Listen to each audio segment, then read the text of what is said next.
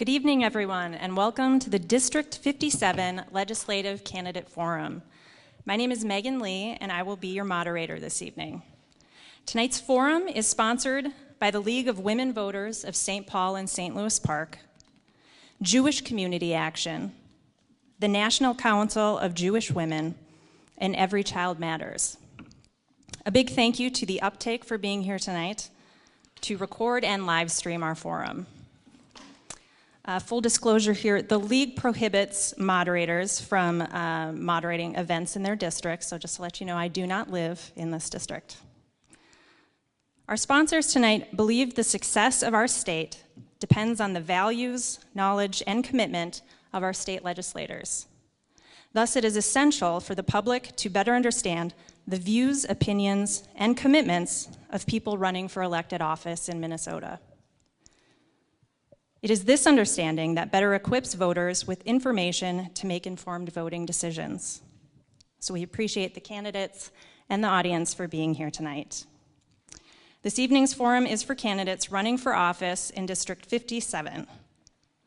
Tonight we welcome Cory Campbell and Greg Clausen running for State Senate, Erin May Quaid for State Representative in 57A, and John Hewitt for State Representative in 57B.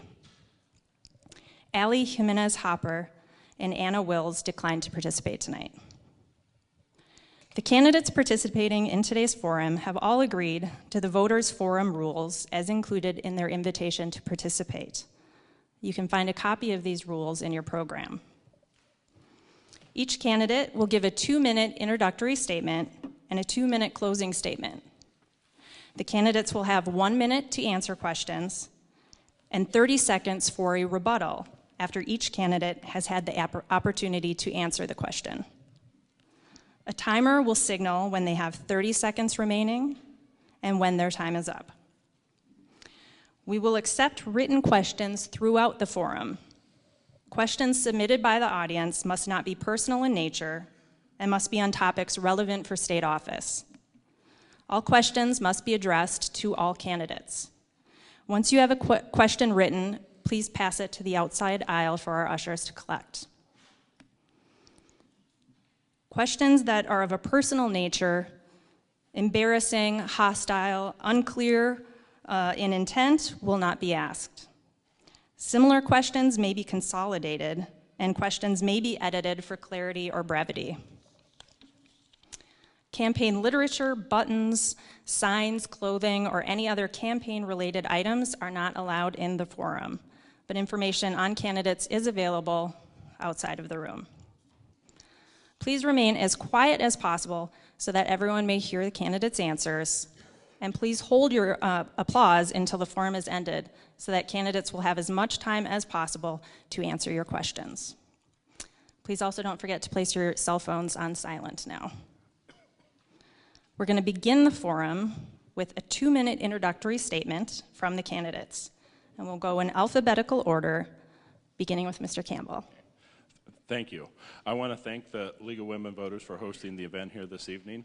I am Cory Campbell, State Senate candidate for Apple Valley-Rosemount Coates in Northeast Lakeville. My wife Christy and we have lived in Apple Valley for over 15 years, and we have 2 children. I have been endorsed by the Republican Party of Minnesota, the Dakota County Chamber of Commerce, the Minnesota Gun Owners Caucus, the National Federation of Independent Business, and the Minnesota for Concerned Citizens for Life. I am a member of the Dakota County and Apple Valley Chambers of Commerce, where I had served on the Ambassadors Committee. I chaired the Golf Tournament Fundraising Committee and was voted by my peers as Vice Chairman of the Board of Directors. I have also been a longtime volunteer at Augustana Healthcare Center, the Apple Valley campus, where I also served on as Vice Chairman of their core board. In 2013, when Democrats had complete control of the legislature, Minnesota families and businesses saw the largest tax increase in history. We saw construction of a new Senate office building costing over $90 million, which was not needed. We saw the creation of MNsure, which was passed without a single Republican vote, and the Democrats in the years since have ignored warning signs of problems. And now individual premiums are increasing by over 50 to 67%, making Minnesota one of the highest insured rates in the nation. This is not responsible leadership. We are elected to try and to fix problems, not to make them worse. We need independent voices, not individuals who follow party lines. I will be that voice. My appearance here this evening proves that.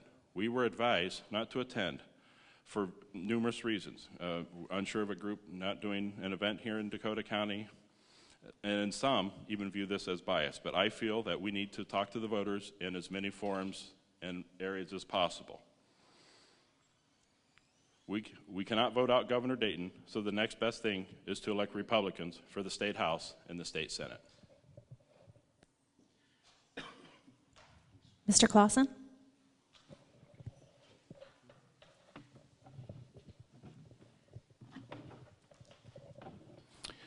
It's all right. Well, good evening. My name is Greg Clausen, and I currently serve in the Minnesota Senate. My wife, Roberta, and I have been Apple Valley residents for 35 years. We have 3 adult children and 6 grandchildren. My background is education. I was a classroom teacher, a coach, a assistant principal at Apple Valley High School, Rosemount High School principal for 15 years, and a District 196 office administrator. I'm a public servant. My message, a life of service and dedication, building Minnesota's future, defines my life as an educator, community member, and past 4 years serving in the Minnesota Senate. I'm motivated to make a difference in the lives of others and have worked to earn the public's support and trust throughout my lifetime. I've been a member of the Dakota County Affordable Housing Coalition and the Heading Home Dakota Committee to End Homelessness. I've served on the board of directors of the Dakota Woodlands Homeless Shelter in Eagan as vice chair. I've been a member of the University of Minnesota College and the Schools Advisory Board and served on numerous boards, committees, and projects within the Rosemount, Apple Valley, Eagan Public Schools, and the Minnesota State High School League. I'm a full-time senator. It took me 2 weeks to learn that after being elected in 2012, that I could not do both jobs in a credible manner, and so I resigned my position here with District 196. I've been selected to a number of leadership positions, rarely reserved for a first-term senator. I've been the Senate Mental Health Summit Chair, co-chair of the Healthcare Workforce Commission, North Star Summit co-chair on Workforce Development, vice chair of the Senate Higher Education Workforce Development Committee. I've been one of 2 senators selected by my colleagues to participate in Studio E. It's a leadership development program. I'm a founding member of the Senate Purple Caucus. It's the Republican Red and the Democratic Blue coming together to find common ground on issues and to get things done, and I'm one of 16 members. I'd like to thank the citizens of Senate District 57 for their support and trust, and thank you. Mr. Hewitt? Good evening. I'm John Hewitt. I am running for the House seat in 57B. I'd like to thank the League for putting on this forum tonight. My family and I have lived in Rosemount since 2002. My wife Angela is a nurse for Health East. My son Andrew is a manager at Sprint. He graduated Rosemount. My other son graduated this year. He's helping with the campaign. And I have a 7th grader at the middle school. I've been involved in the football program at Rosemount as a coach, as a director, as a first responder, and also as a referee trainer. I've also been involved with my church. I'm currently discerning the diaconate in the Catholic Church. My background, I spent 28 years in healthcare for a company called LifeLink 3. It's one of the top aeromedical companies in the country that was consortium owned, and that's an interesting aspect in there in healthcare as itself. However, the 20 years I spent as a clinician were transporting people from rural hospitals to the major hubs in the cities here. I got to spend time with people that were dying to new births. The last 8 of those years, they actually sent me off to Washington to use that knowledge to help our industry forward itself during the Affordable Care Act. We won some battles and we lost some battles. And I think I could put that to exercise here in Minnesota to help fix our current problem.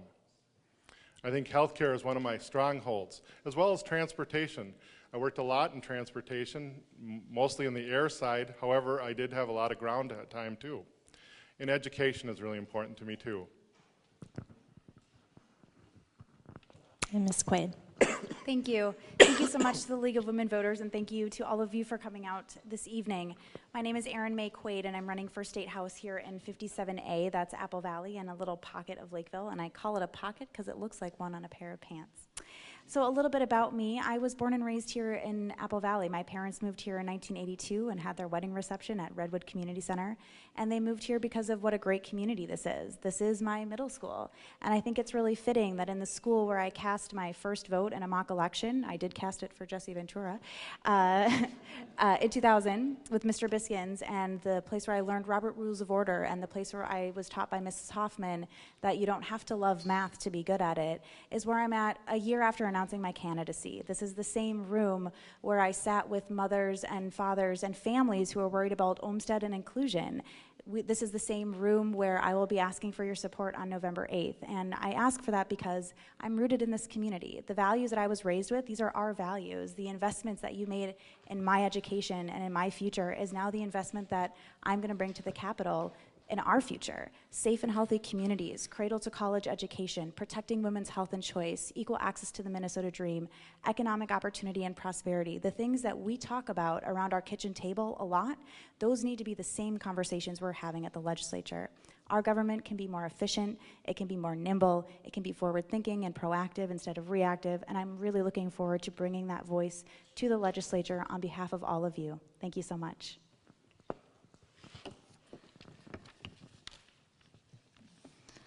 Thank you, candidates. This is the last forum the St. Paul League is hosting before the election. In every previous forum, the theme of racial disparities has come up in questions about income, housing, healthcare, criminal justice, and education. We know these topics are important to the candidates sitting on the stage and to voters alike. The League of Women Voters and our co-sponsors believe it is very important to stress issues of racial justice and equity as important themes of this candidate forum. Therefore, you will note how these themes are woven into some of the questions that will be asked, and we would like each candidate to keep this focus in the top of their minds tonight as they answer questions. So I'd like to kick off the forum with a question from one of our partners about access to affordable quality child care for working families. We'll begin this question with Mr. Clausen, go down the line alphabetically. The cost of child care has skyrocketed in recent years, and quality care is out of reach for most families. In Minnesota, 74% of children under the age of 6 have all available parents in the workforce. Yet the state is ranked first among the top 10 least affordable states for center-based infant care, and fifth for 4-year-old care. On average, the cost for child care is $926 a month for 4-year-olds and $1,197 a month for infants. How can the legislature improve access and availability to quality and affordable child care for working families? We'll start with you, Mr. Clausen. Well, thank you for that question. And if we've been paying attention to our local newspapers, the issue is very acute in outstate Minnesota, where a lot of daycare providers are no longer providing that service. I think looking back on the last 4 years in the Senate, we've done a couple things. We've actually reduced taxes on about 2 million Minnesotans. And one of the things that we've been very clear about is that we wanted to really help Minnesota families. So we've been focusing our relief for the average Minnesotan. There's a working family tax credit, dependent child care tax credit. Those are two direct issues that can help families that are supporting young people. We also know that Minnesota is one of the highest double income states in the nation. So it's a very difficult question that we need to address. The issue out in outstate Minnesota, I think, is one that is going to be needing some state attention. I think we're going to have to do some study on that. We're going to have to see if there are some incentives that we can provide for people to stay in that daycare business. But I think we have addressed a couple of ways through the tax system. Again, the dependent child care tax credit and the working family tax credit are two things that we've done to address that. Mr. Hewitt? Interesting enough, this comes up at the doors quite a bit in my area. And as a fact, it came up yesterday. I had a working mother that has to choose now between childcare and work or staying home. And she was lost. And you know, I can tell this is a problem, so it's good to hear that there is some things in process in the Senate, but we haven't heard them come out of the House yet. And a mother shouldn't have to choose, or a father, between staying home and working. It's not a good situation to be in. These child care costs, I had them myself when we were raising our boys, and we do have to do something about it. It's getting to be more catastrophic, and we also have to look at the quality and the safety of these homes. So, like Greg said, I think the other part we have to look at is the rural area and do some more study on that too. Once we get that figured out, we probably can put together a program that will give some tax incentives or some sort of support in that area. That's great. Thank you. So there's a few pieces I want to talk about when we talk about childcare. The first piece I would talk about is paid family leave. We need to ensure that moms and dads can take time off of work when they have a kid to not only rest and repair if you had that child, but bond with your child and find out what that childcare is going to look like. What needs does your child have and what needs do you need filled? I also think it means having for diapers. We need to make sure that that is part of our social services, because diapers is often a barrier to people sending their kids to daycare. You need to have clean diapers when you send them. I also think that we need to understand that our year-round school plan could really help parents when they're talking about childcare. That came in at a time when we were looking at farms and farmers. Do they need kids on the farms? My family is a farmer now. I married into a farming family, and they don't need them so much. So I think that there are some things that we can do in our systems to alleviate that cost, and then look at what's the most amount of a person's income we're willing to accept that they pay in childcare, and look at tax incentives and or rebates to alleviate that cost. Mr. Campbell? I know we dealt with this as a family a number of years ago, looking at the cost benefit difference, and we ended up deciding my wife would not work and would stay home. So I know this is something that a lot of families will actually look at, but there are a couple of tax credits out there, like the dependent daycare credit, things like that, that individuals can at least take this out on a pre-tax basis. We do need to have incentives for, especially if it's outstate, for individuals to maybe possibly want to get into the daycare business. That possibly comes down to we're talking about universal pre-K for 4-year-olds. I mean, this is a big deal. If the government's going to take over the 4-year-olds going into like kindergarten or pre-K programs, then that might be a burden for families not wanting to possibly get into the business. So that probably has to be solved first before someone wants to take the time and money to possibly invest into starting a daycare business. And the next question will begin with Mr. Hewitt. Currently, under Minnesota law, when individuals are convicted of a felony, they do not have the right to vote until they are finished with parole or probation. At least 47,000 Minnesotans, disproportionately people of color, are barred from voting. If elected, will you support legislation to restore voting rights to individuals who are on parole or probation, and why or why not? I would support it. And this comes through my church ministry. You actually get to sit with people that have went through a real rough time in their life, and many of them are of color, and they've paid their price. This is a route to get them back on path and get them part of the group, part of the community. And voting is just one of those rights they should get restored. So I think it goes deeper. It gets them back to where they need to be and pulls them back in. Now, there'd be a process for this naturally, but I do support giving them back their rights to vote. Ms. Quaid? Absolutely, I would. We cannot expect people to be law-abiding if they cannot be law-participating. It is imperative that we restore the vote and allow the 47,000 Minnesotans who do not have the right to vote right now, but they are participating in our society, to have a say in the lawmakers who are going to make their laws. I'm not completely opposed to the idea. Once individuals do complete their jail sentence in any probationary period, you know, if there's a set amount of time, maybe after that they have been an outstanding citizen and have not broken any more laws or anything like that, I would be open to that as well. So I don't think it necessarily has to be a lifetime ban. So. This is an issue actually the Senate took up 2 years ago and had discussion on it. You know, these are folks that have paid their debt to society. We need to reinstate them in society. These are people that are working, they're paying taxes, and I think it's only natural then that we reinstate their full citizenship, and voting is certainly one of those requirements.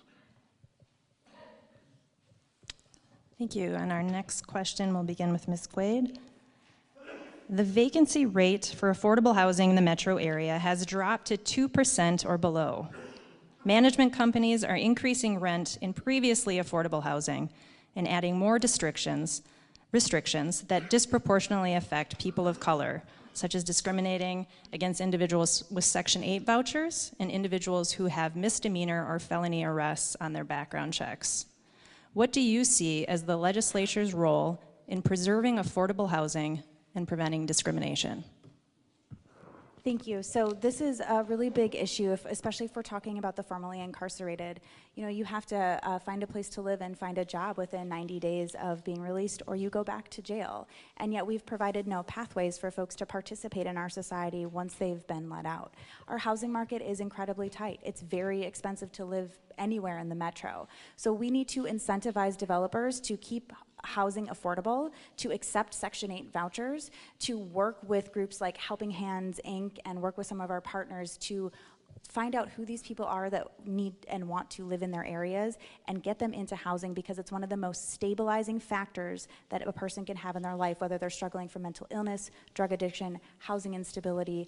It's one of the best things we can do for kids and families. So tax incentives would be very helpful. And then I think we have to look at how can we promote building within the metro area that doesn't displace people, but it adds to the communities. And I think Apple Valley has done a great job of building mixed income housing. You'll have, you know, middle income folks in the center, and you'll have large houses on the outside. That's where we grew up. I grew up in a place like that, and I think it's great because their children are educated together, the families interact together, and it's really, really good for the community.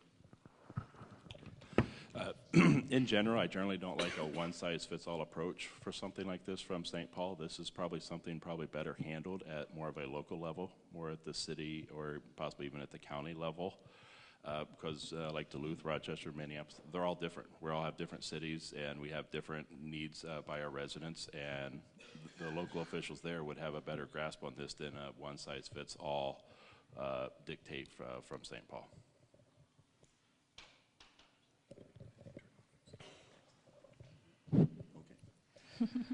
You know, I think many of you are familiar with Maslow's hierarchy of needs, and one of those basic needs is shelter. If you don't have shelter, if you don't have housing, you don't have a stable life, and we need that for our families here in Minnesota. In 2014, we passed the largest housing allocation in the history of the state of Minnesota, but it's still not enough because we still have families that are in need. Section 8 housing, I think sometimes, well, last time I checked, it's a 1.5 year waiting list that there is. So this is something that we definitely need to address. We need to really work on this. I've sponsored bills to help veterans so that they can have housing allocations to them, and I think this is something we will continue to deal with. The federal government has certainly got into this, and it's something that we will need their help as well as the state, federal government, and local communities come together to address this issue. Actually, as a realtor, I've experienced this. I volunteer for a group, and the sad part about this is, as Greg said, this includes vets and vets of color. We really have to address this issue. It's sad because people are discriminated against them. If they got a small thing on their criminal history, or if maybe they just exclude them because they're Section 8 renters. This is something the state has to address right away, and yes, it maybe is at the local level, Cory, but we're going to have to make sure that we give them guidance at the state level too.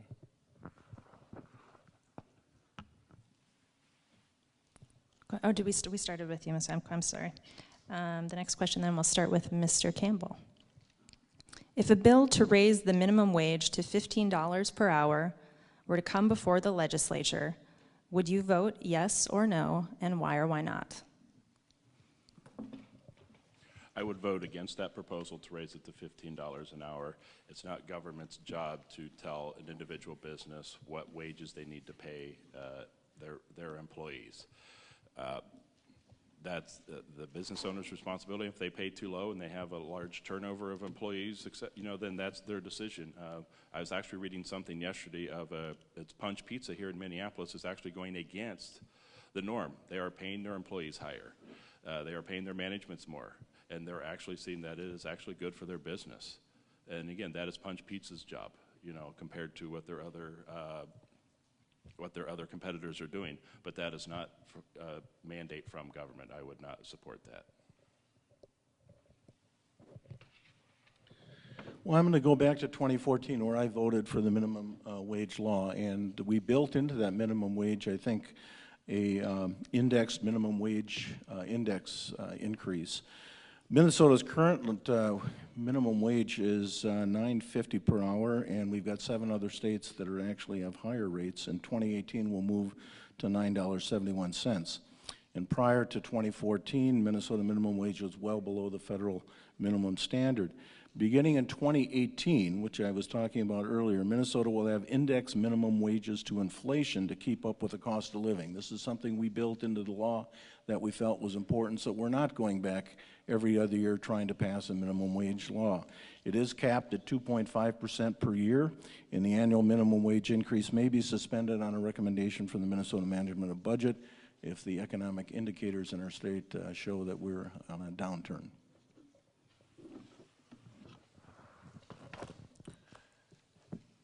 I have a little problem with this being a former business owner. And it goes to my son, actually, who's in the room with us tonight. Kids in high school, I just can't see paying them what we'd pay a family man, or a family person, sorry. And so I have a little bit of trouble with that. Alex has one of the best film libraries there are in the city, but that was all paid for through his job, and I think that that's great that he was able to use that extra money for that, but I think we have to look at this differently. It's a complicated issue. And do I think a family should be given $15 an hour? Sure. But again, I think there should be some sort of plan for this too. So I can't say I would vote totally for this $15 an hour raise. Thank you. I think it's really important to dispel the myth that the people who make minimum wage are high school students, because that's not true. Over half of the people who make minimum wage are above the age of 25, and half of those have children. So the question is, are we going to make the state affordable to live for families? Is our economy going to work for working families? I do not support a state preemption to block municipalities from setting their own minimum wage. So I will acknowledge that what is a living wage in Minneapolis is going to be different from Apple Valley. It's going to be different from Jeffers, Minnesota, where my in-laws live. So I would want to make sure that we are keeping pace with inflation and that we are paying meaningful wages for where people live. I don't know if $15 an hour is meaningful everywhere, but I'd really want to see, is this better for people? And studies have shown that it is, and it helps families, and it does help businesses. Punch Pizza, Cory, is not going against the norm. Target and Walmart, Punch Pizza, they've all seen that by increasing the wage, they retain their workers, they get the return on investment, if we want to use a business term. People know that when they invest in their employees, they see huge returns on that investment. Yep, you have 30 seconds for a rebuttal. 30 seconds for a rebuttal. Yeah, the thing with Punch Pizza is that it's their decision. It's not a government mandate, and I'm completely okay with how Punch Pizza wants to run their business like that. Costco does the same thing. Chick-fil-A and Hobby Lobby also pay above average. They're not open on certain days of the week, but that is their decision. That's not a government mandate, and that's what I would be against, is the government mandating to a certain business how much they have to pay employees. And part of what I have a concern with is that if someone is working full-time in this state and still qualifies for food stamps, as a taxpayer, I have a problem with that. I do not want to subsidize the low wages of corporations. People should make enough money to feed their families. No, okay, no, Okay. we're done. Well, and we've started to see a little bit of this. Oh, I'm sorry, that was my bad. Oh, okay. Nope, there's only the one rebuttal.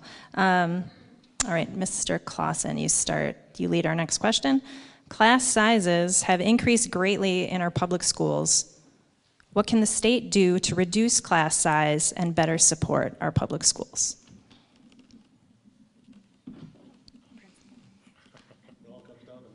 Whoops, you're not on there.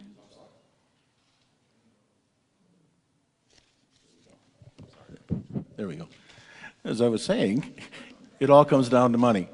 And You know, we've invested in education. Education is really the economic driver here in Minnesota.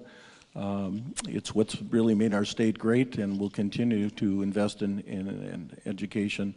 Class size is certainly one of those factors. There's many other factors dealing with the achievement gap, cross subsidies for special education. There's so many issues in education that need to be addressed. Class size is just one of those.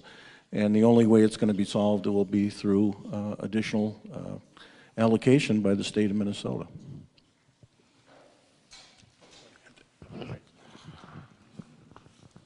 This is truly a crisis. It's even in our own district. Now, we've always been very supportive in this district on our referendum votes, and that's great. We have a wonderful district, but even in our own district, I have a teacher that door knocked with me the other day that has 36 kids in her middle school class. Unacceptable. She needs to cut that class size down, and the state does have to step in and help all over the state. This is just not in our area, but all over the state. We can't just keep coming back to you for referendum votes. We got to take care of this once and for all.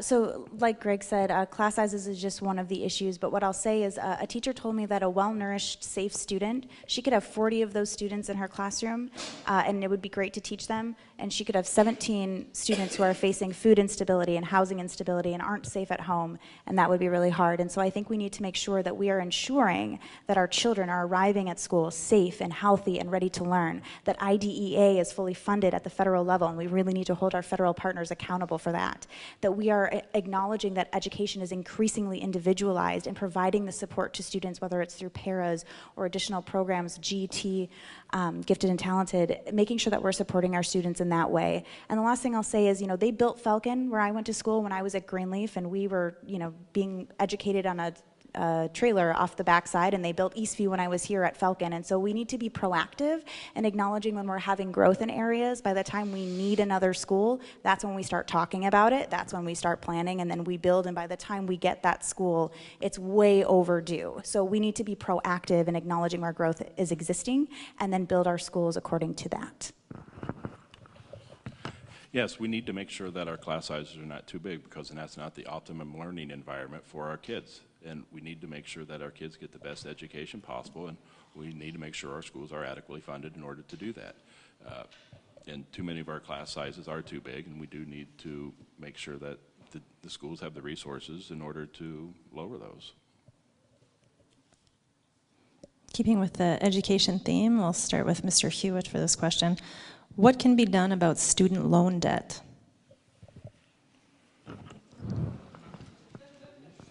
Pass, no.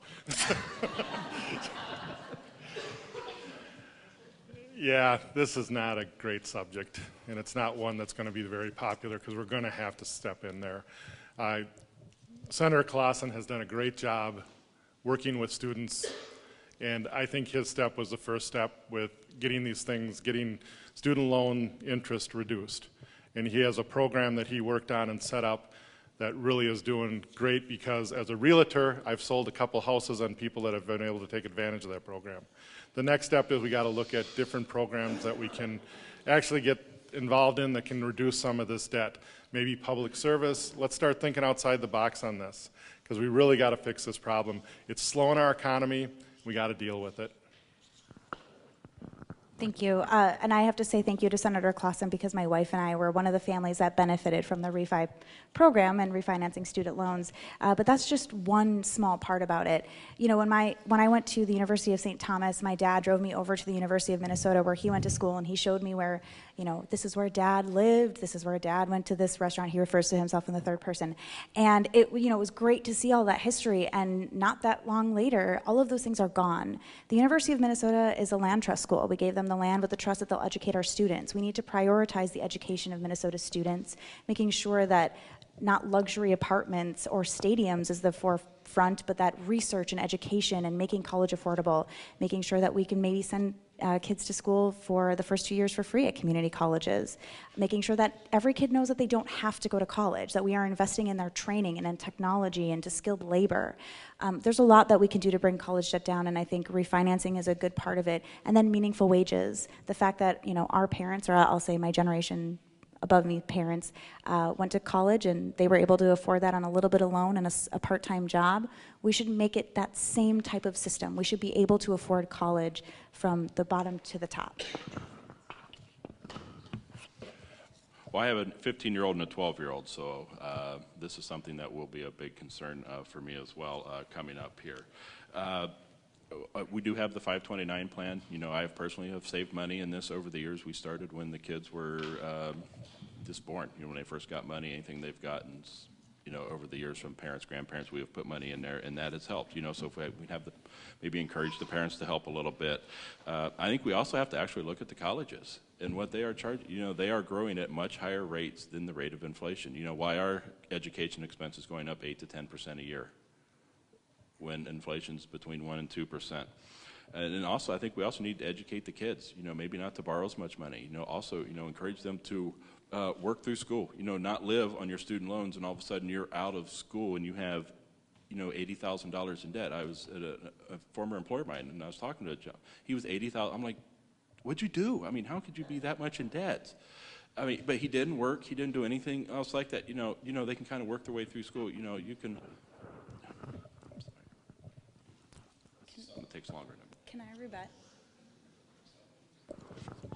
I wanted to rebut real quick because we were supposed to keep racial disparities and equity in the forefront of our head. And so just responding to working through school, you know, you have a lot of students whose parents or themselves don't have a lot of access to loans with low interest rates. And so working through school while also trying to find that internship that's unpaid to give you the experience that you need when you graduate from college, this hits kids of color really, really hard.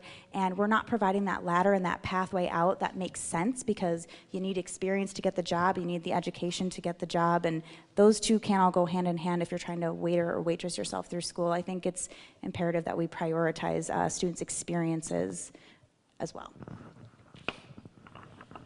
And, you know, I don't necessarily disagree with a lot of that there. And at the same time, also, what we can maybe encourage, again, I don't want to mandate, but encourage employers to maybe help out these kids. Some employers are now starting to do this, like, we're going to pay like $100 or $200 a month, and that goes right to the principal of your loan. And when you do that, that starts drastically decreasing the amount of actual money paid. You know, the student's making their payment, you know, whatever it might be, and then the employer says, hey, you know, maybe it's an added benefit to get you come here. We will send, you know, we'll send another $100, $200 a month, and that goes right to your principal, and then that's another, you know, it's like paying extra money on our mortgages.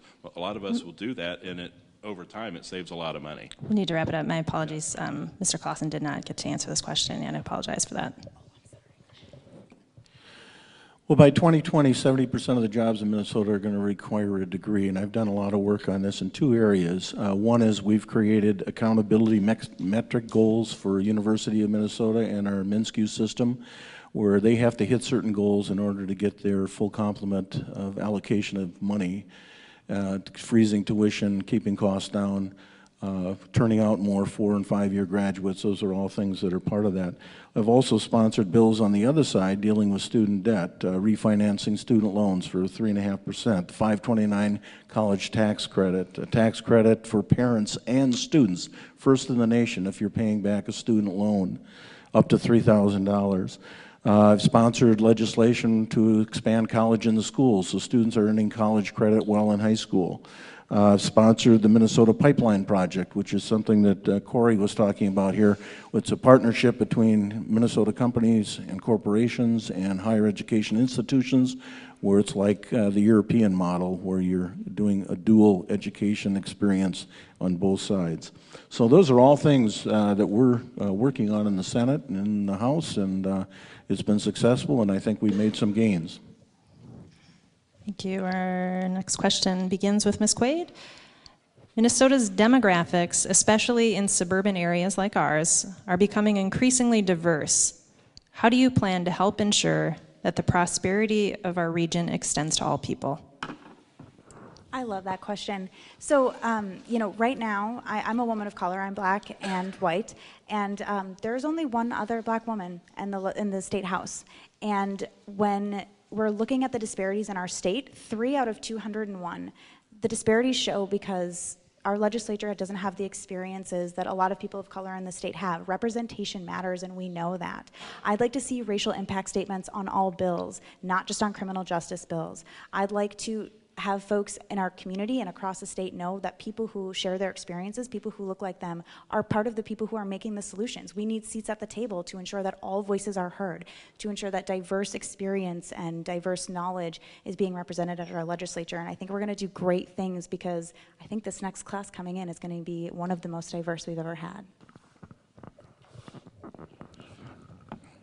With the suburbs are ever changing, and our school system now has approximately 30% individuals of color. You know, they're getting a good education, and that's a first start. You know, I've personally visited some of these schools. The Cedar Park program, STEM, you know, half the kids there are on free and reduced lunch. The vast majority of them are individuals of color, and they're going to get an outstanding education there as they go from Cedar Park, they go to Valley Middle School and to Apple Valley High School, and then when they leave, you know, they're going to be skilled and be able to have good employment and good work, and then that's just going to filter on. You know, I don't think it matters if they're white, brown, or Asian. You know, we just need to educate them the best we can.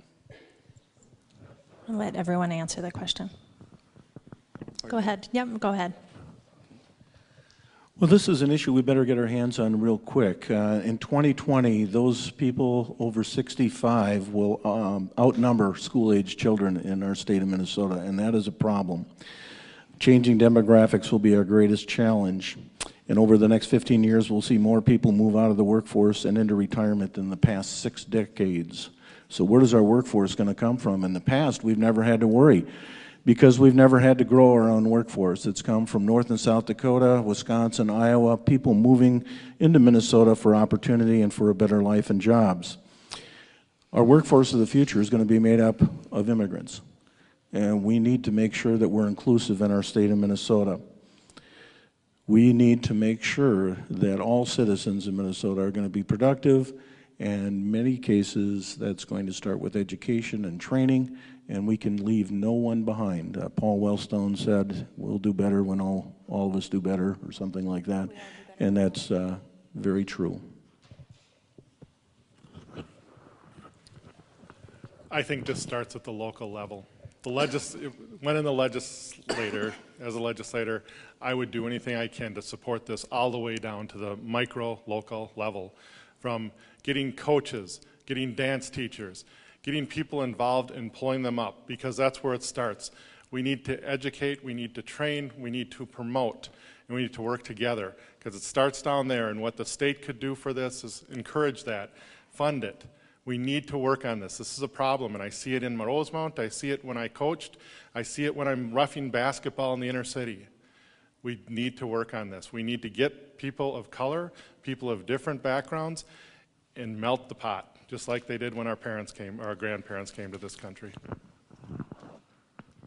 I just have a quick rebuttal, because I couldn't let the statement of it doesn't matter if you're white or black or Asian slide, because it does matter. The color of your skin, where you're born in this state matters. It can be directly tied to the outcomes that you have, and we have to look at all of our systems to dismantle the disparate outcomes that we're getting out of all of them. When I went to Eastview and I talked to my old teachers, the first thing that came out of their mouth was, how do we get rid of these disparate outcomes? They're putting their heads together to figure it out, and that's happening in everything from healthcare to police community relations to education to housing. So we are looking at that, but it does matter if you're white or black or Asian, because the outcomes are kind of tied to that. And so what we want to do is remove those outcomes being tied to who you are or who you love, but it is true that it is tied to that. Mr. Campbell, you'll begin our next question. As a longtime resident of Apple Valley, I have noticed an absence of people of color in public service work. What would you do to bring out change? Well, we can see one up here. I mean, she is somebody of color, and she's here. And as the community becomes more diverse, they will step up into leadership roles. I don't know what we can actually do. I mean, we can encourage individuals to do that, but I don't know what the government can actually do to do that. You know, we've had a female mayor for, God, how long has she been mayor? 20 years. It's been a long time that she's been here. But eventually, the leadership of the community will reflect the community.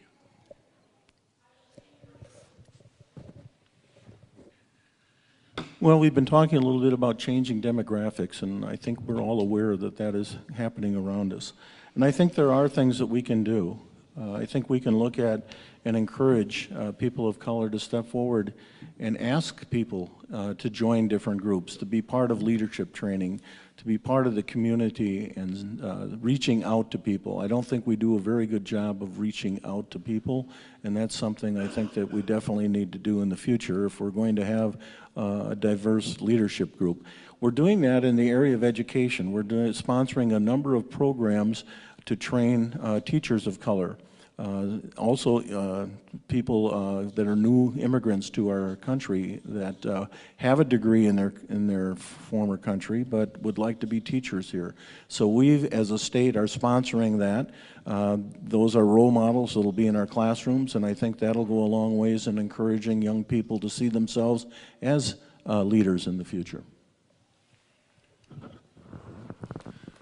One of the neatest things I've seen in my profession in the 28 years is we went from primarily a white male-dominated profession to a quite diverse profession, and it was great because we'd go into homes and you'd see those little black children look up at that medic that's the same color and say, I want to be him, or I want to be her. And when you see that, it really touches your heart.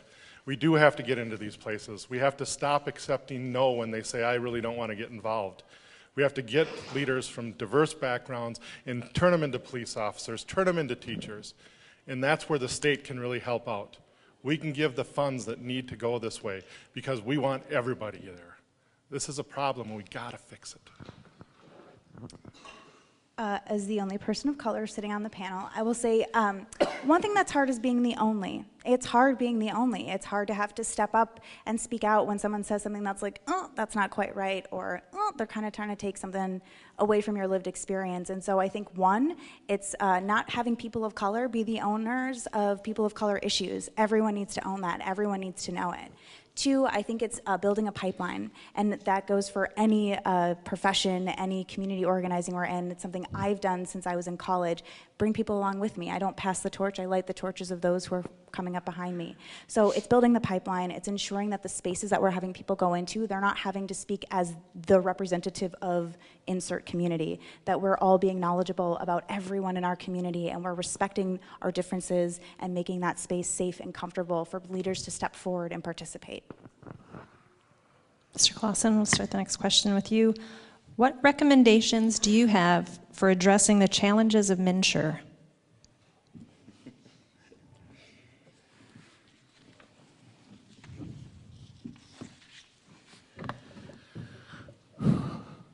I knew you'd ask this. You know, let's look at the positives of MNsure. 96% of Minnesotans have health insurance. Young adults can stay on their parents' program until age 26. 35,000 school-age children are now covered by insurance that previously were not. Uninsured visits to the hospital and clinics have decreased by over $294 million in our state. And the biggest one, you cannot be denied coverage due to pre-existing conditions. Insurance premiums are set by insurance companies, not MNsure. MNsure is simply a platform like Orbitz where you can go to and find out information. The cost drivers are still the same. The prescription drugs, chronic diseases, cancer, heart, lung disease, and long-term care for the elderly and disabled are still driving. The problem we're having is with the 5% in the individual market. It's interesting to note that in the past 5 years since the Affordable Care Act has been implemented, the employee-sponsored insurance plans have grown by 2.6 annually. In the 5 years previously to the Affordable Care Act being implemented, the premiums grew by 5.7% naturally.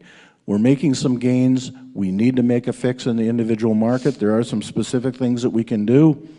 The governor has instituted a study to look at stabilizing a long-term solution.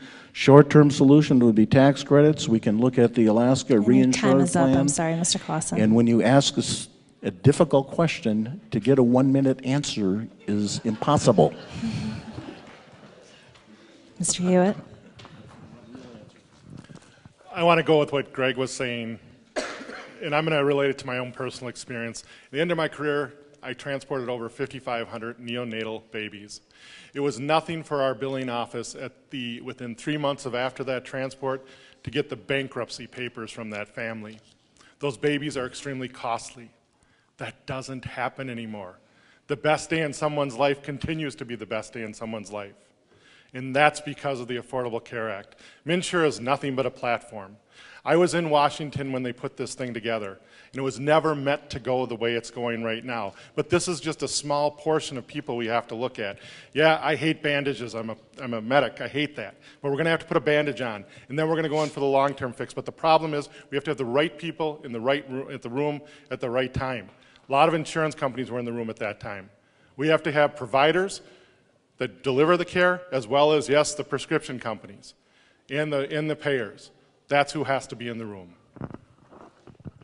So I don't need to tell everybody that MNsure is a platform through which you get your insurance, and it's not what is raising costs. I mean, at the end of the day, right, insurance companies aren't making the same profits they were before because they're insuring more people, and people who didn't have insurance before are sicker and they're paying out more. So first of all, we need to make sure healthcare is a function of our society that makes and keeps people healthy.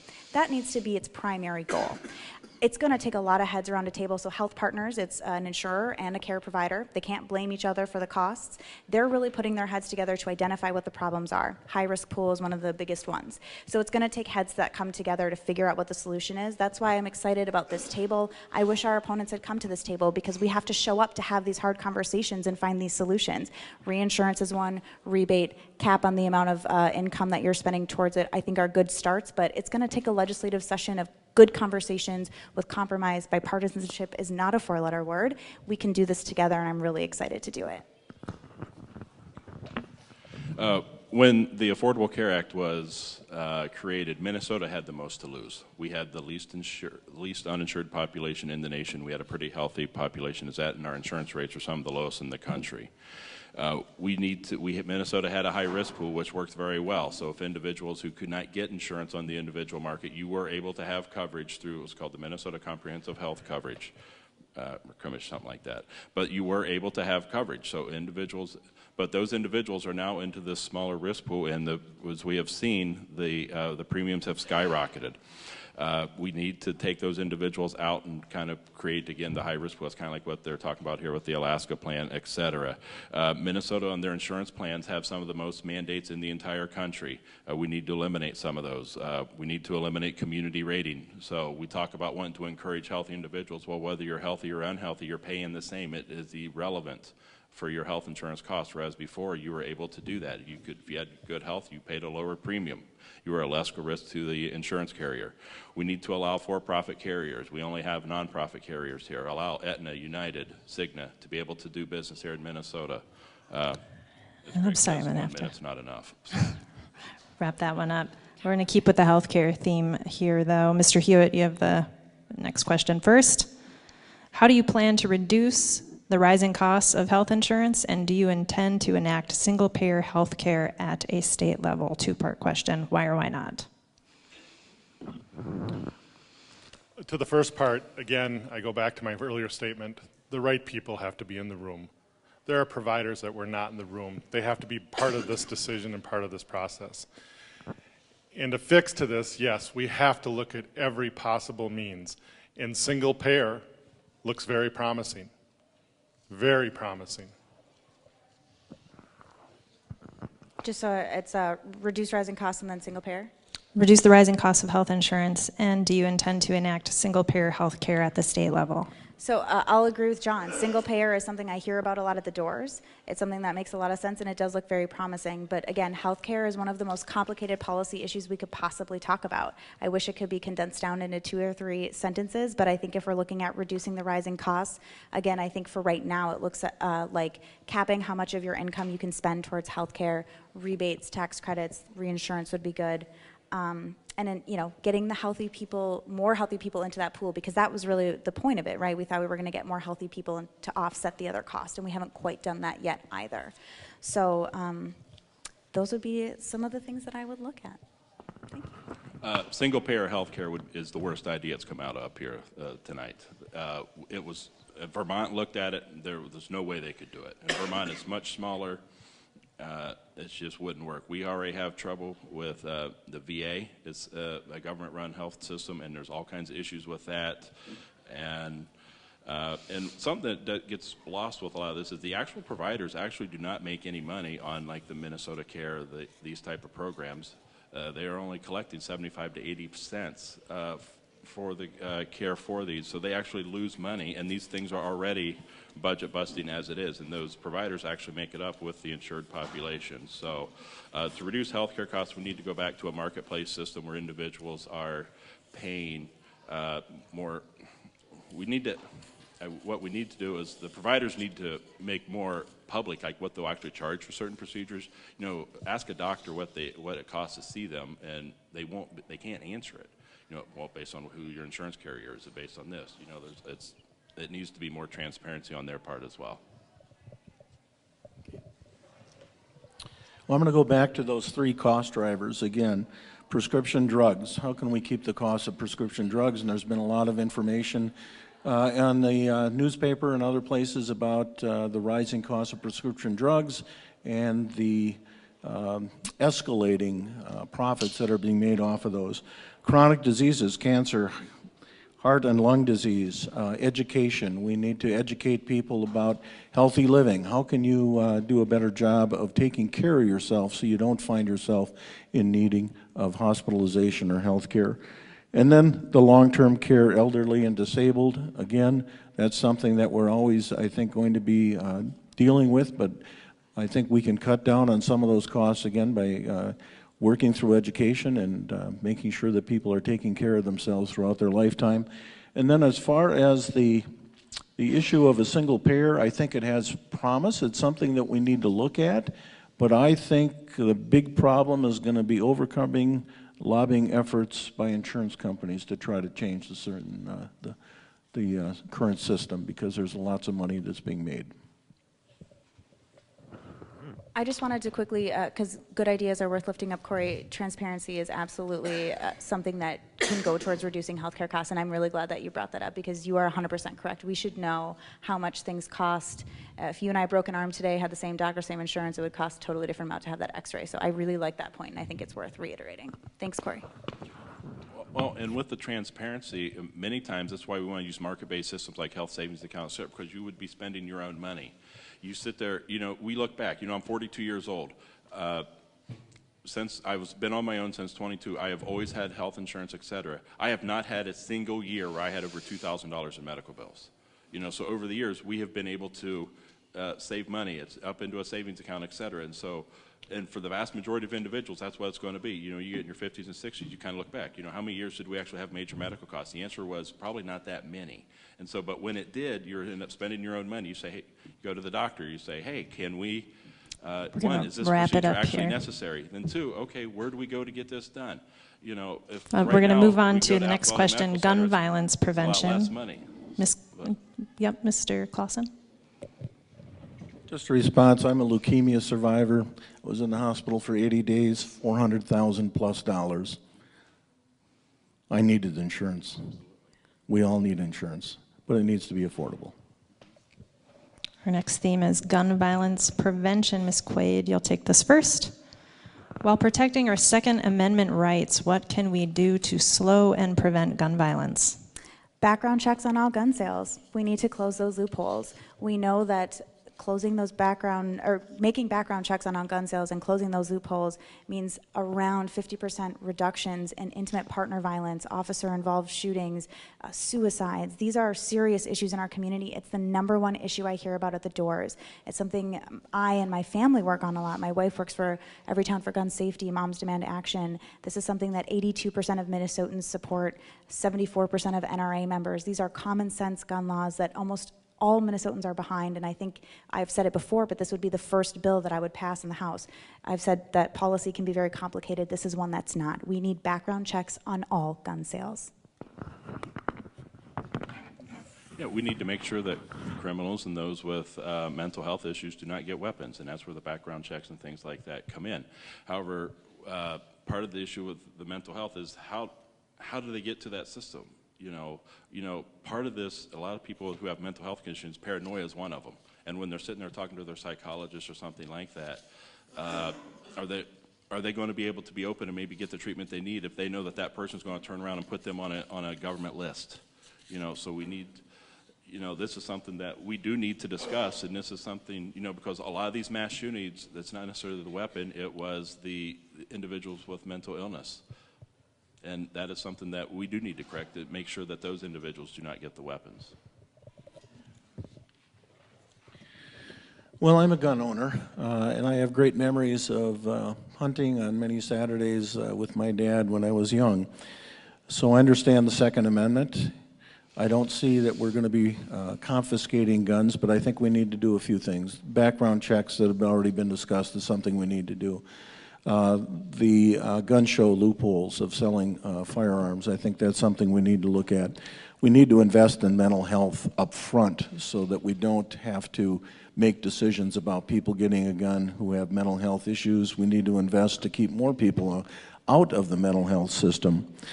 And just a quick story, I was door knocking about 2.5 months ago, was in a neighborhood. The fellow was questioning me about the Second Amendment and gun rights. As I'm talking to him on a Sunday afternoon, a guy comes up, he's got a handgun, he's selling them. On a Sunday afternoon, was the guy a dealer? Who was he? But that's maybe some of the things we need to stop.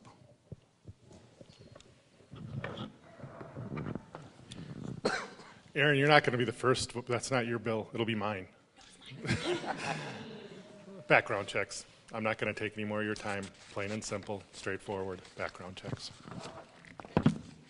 Mr. Campbell, you'll take the next question. I'd like to respond to that. We're sitting here and we're told about confiscation, that's not what it's going to be. Well, we have heard out and about here, we hear about the Australian model, and that a lot of people would like to emulate that. Australia confiscated the weapons, and there is a movement out there to eliminate the Second Amendment as that it's no longer an individual right, that it's a state right to own the militia, not an individual right, and that's not, we can't have that. It's an individual right, absolutely. So the confiscation is a possibility. And you hear Secretary Clinton talk about, she likes the Australian model. That was confiscation of weapons. One more rebuttal, yep. Yeah, so Cory, what you're talking about is disarmament, not background checks. And I think all of us know in this room the Constitution is something we hold near and dear. It's a wonderful living, breathing document. Right before the word militia is well regulated. We need to ensure that domestic abusers and the dangerously mentally ill and criminals do not have access to guns. And no, it is not a perfect solution. It will not end all gun violence, but we cannot let the perfect be the enemy of the good. And no one is talking about confiscating guns. We are a gun-owning family as well. And I don't think the slippery slope argument is particularly helpful when we're talking about such a serious issue. Mr. Campbell, you'll take the next question first. It's about money in politics. Big money from undisclosed donors has an ever greater impact on political races at virtually all levels. What is your stance toward requiring organizations engaging in political advertising to reveal their donors? I think most organizations should be disclosed who they are. Greg and I have been victims up here. We're in a competitive race here, and we are being onslaughted here by outside groups who we have no say in, etc. They've been saying nasty things about him. There's been nasty things said about me, and it isn't from either one of us. And we should know where that money comes from. And since we are on to the idea of, but in order to do that, we probably need to make it a little easier for the candidates to raise money. So we need to, I would say, raise the $1,000 limit up to maybe $2,000. I would also, especially on the Republican side, small business people do not like to give money to individual candidates because it becomes public. So I would probably raise the $200 limit from that is public, maybe up to $500. Neither one of us are going to be bought off or bribed for $500 from a certain individual, et cetera. So those are a couple of things I think that if it's easier for the candidates, maybe then some of these outside groups wouldn't be as untransparent as they are. Well, we really lack transparency currently with our current system, and I think that that's something that we need to change, definitely. As Cory said, we both have been victims of of inaccurate, incorrect statements, and I think we don't know where necessarily they're coming from, except through a black hole of sending money somewhere. I think, too, that one of the things I'd like to see is setting some limits on campaigning. It's getting ridiculous that you're out there campaigning 4 or 5 months before the actual election. So I think there's a number of different changes we can make in our election process, and starting point would be to definitely have more transparency in where is the money coming from. This has been crazy. Almost $80,000 last check on my particular race has been spent either on my side or the other side for political interest groups. This has to stop. If I would have told this to my wife when I started to run, she would have said no. It just wouldn't have happened. I mean, all of a sudden we're seeing a House race that's on TV every night. And that's ridiculous. If they'd go back to the candidate level and let us do what we do at the doors, that would be great. This all started with Citizen Unite. It's got to go. So I will just repeat a quote I just gave to a group that wants to get money out of politics, and it's that the voices of voters should never be drowned by the deluge of dollars. We do need transparency in where money is coming from. I agree with everyone else up here. I can't believe I've spent more money on this campaign than I make in a year. That's insanity. I think that local control is good. I like that most of our donations have come from Apple Valley because people are supporting their candidates with $10, $15, $25. I would really like to see transparency so we know where the money is coming from, so people know who's getting involved in their electoral politics. Mr. Clausen, you'll begin the next question. As a mom who has lived in both rural Minnesota and in the Twin Cities, how can we help families with special needs children not go broke? A special needs mom can't just put a special needs child in daycare. We are very short of patient care assistants across the state. How do we help families in this situation across our state? It's a good question, and I've done a lot of work in this area, working with families, especially with autistic children. And there are a lot of things that are really working against families within the structure of government. In many cases, we are encouraging families or mothers not to work so they can get the additional funding from the state for care for their child. Although it doesn't meet their needs. I think this is an area that needs a considerable amount of study and review. It's a real problem for people, and especially those with special needs. I think one of the things that has been a little enlightening has been the medical marijuana has made a difference, I know, in some families, especially with autistic children and others as far as their behavior. And we need to look for additional solutions in this area. I'm going to refer to the doors again. Yesterday I met a mother that has 4 autistic children. And to listen to her struggles and what she goes through on a day where it just was heartbreaking, and what we can do for that. And they do. They have struggles that we would never imagine. And it was so sad to listen to her because one of them has to be placed because she can't control him anymore in the home. The state does have to help in these situations, and we got to step up. And if it's looking at experimental pharmaceuticals, if that helps, let's do it. This is where people need our help. And I got to tell you, it was just such a heartbreaking story talking to her, but I told her that I will do everything I can to help her keep her kids in the home, because that's really what she wants. She wants to be a family, and she wants to stay in there. And so I want to help her. This is such a wonderful question because it gets to the root of what community really is. Apple Valley has an amazing group of moms, dads, families who are advocates for their children and, of course, each other's children in this group. It shows their true organizing power to make the state that we live in, the community that we live in, easier for them to raise their children. So that means things like medical marijuana. It means listening to these families. What do they need from us? What can we do to help them? So that means investments in these students, these children, making sure that they have their equal right to education, making sure that we are being aware of kind of where that cliff falls off when you make just too much to get help, but not enough that you can use that money you're making to help yourselves. And then I think we also need to invest in PCAs. We need to make sure that they're making enough money, that they're able, that they have a right to organize, and that they have benefits, because the folks that are taking care of our youngest, oldest, and most vulnerable should have the best care and pay in the state. They are taking care of those we cherish the most.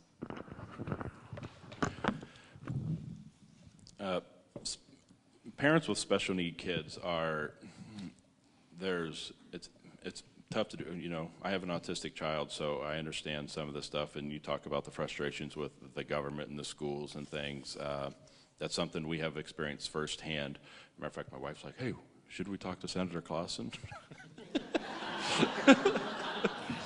We literally had this conversation a couple of months ago, and I said, well, in a couple of months, you'll talk to me about it. Okay, but to have one, it's hard because there's so many different needs here. You know, you might have the child with MS, or we have maybe the autistic, and even just within the autistic spectrum alone, my child's highly functioning, but there's other kids that can't talk, and and this is one thing where the federal government has really taken it to our schools and the state here, because they are not living up to their obligations to these kids who are some of the most vulnerable in our society, and it's despicable that the federal government does not pay their share to the schools and to the cities here to help out our most vulnerable citizens. And Senator Clausen could probably even talk more about that, as a principal there, but.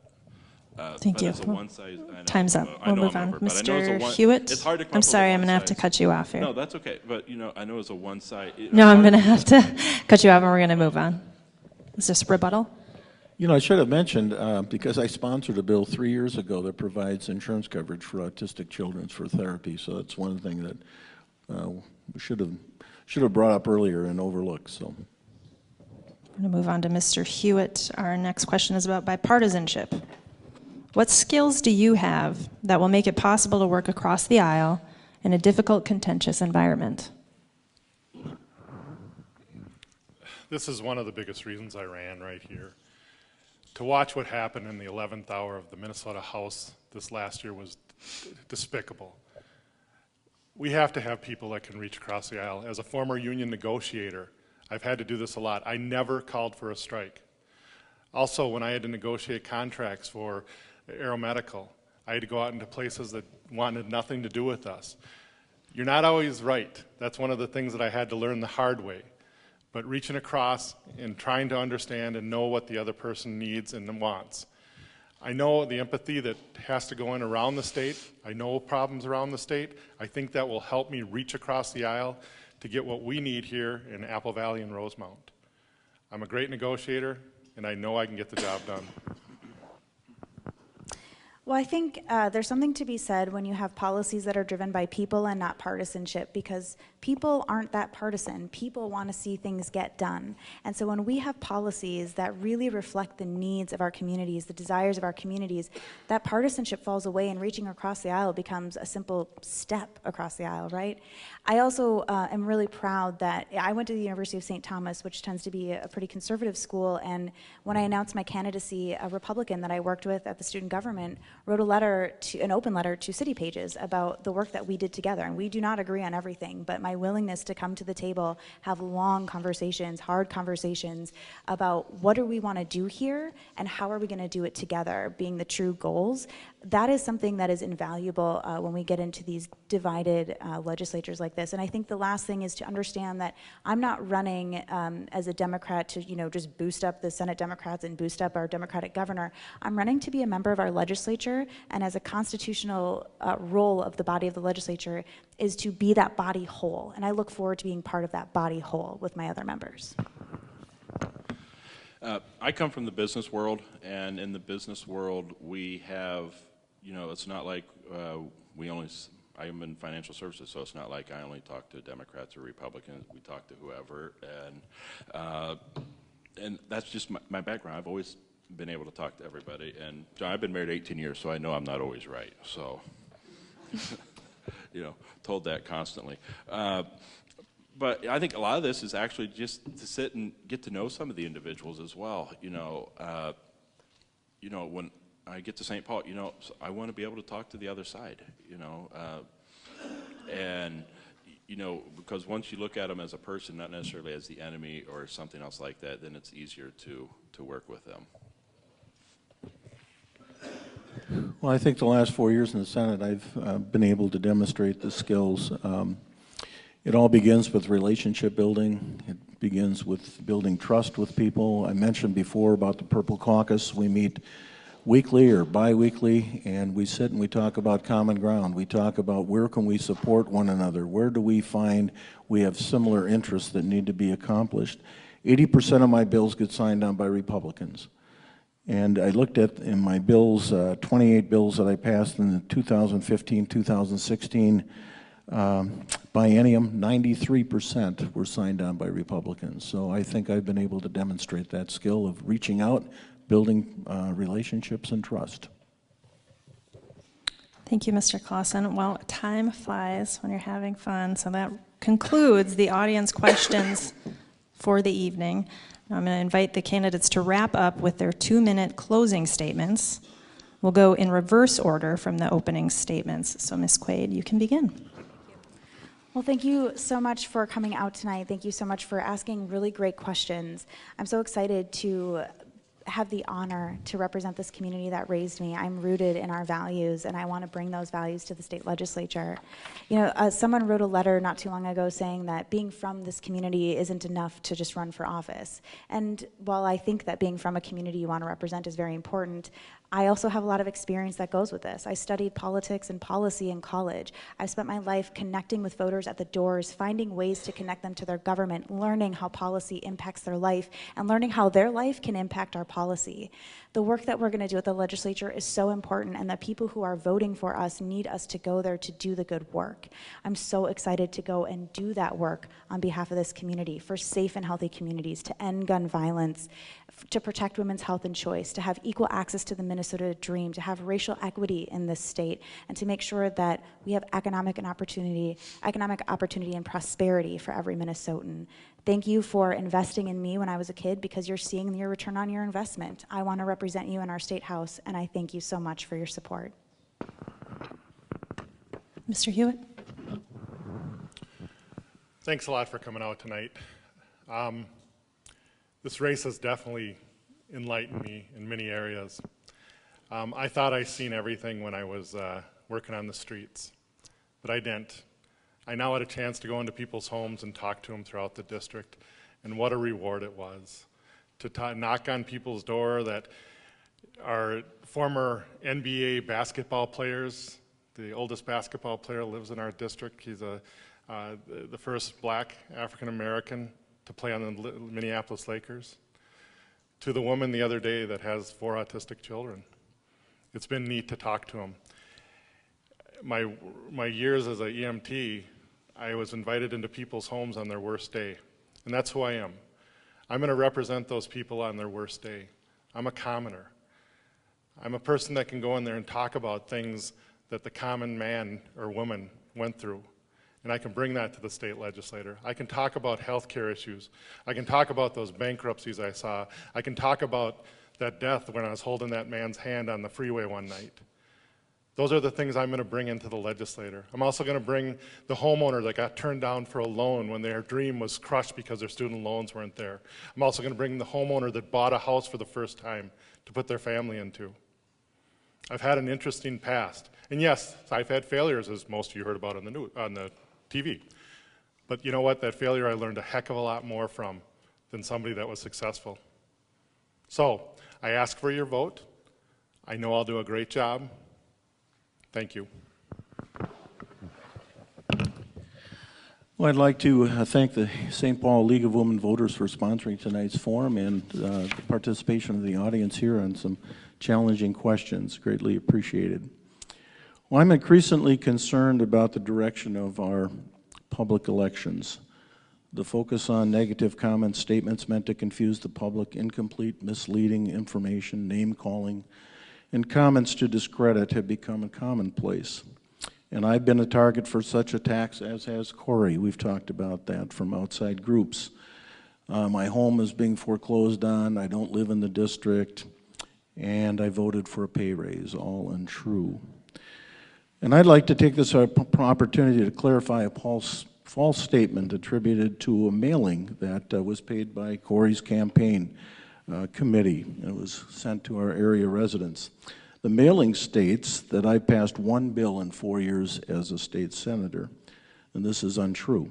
I passed 46 bills focusing on education, reducing taxes, improving insurance coverage for families with disabilities, supporting veterans, addressing mental health concerns, funding all-day kindergarten, and reducing student loan debt. And as I mentioned before, 80% of my bills are co-sponsored by Republicans. There's an old saying that you can chase a lie, but you can never catch it. So, Cory, I'm providing you with an overview of my 46 past bills, and you may have my permission to run copies, and as you continue to campaign in the days ahead, you can set the record straight and run copies and share that with people. So, thank you.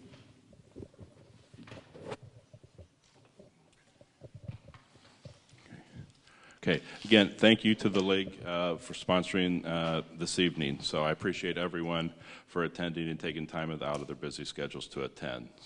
Under one-party rule, again, we have gotten massive tax increases totaling over $2 billion, a failed healthcare system, and we are signs that these tax increases are starting to have a detrimental effect.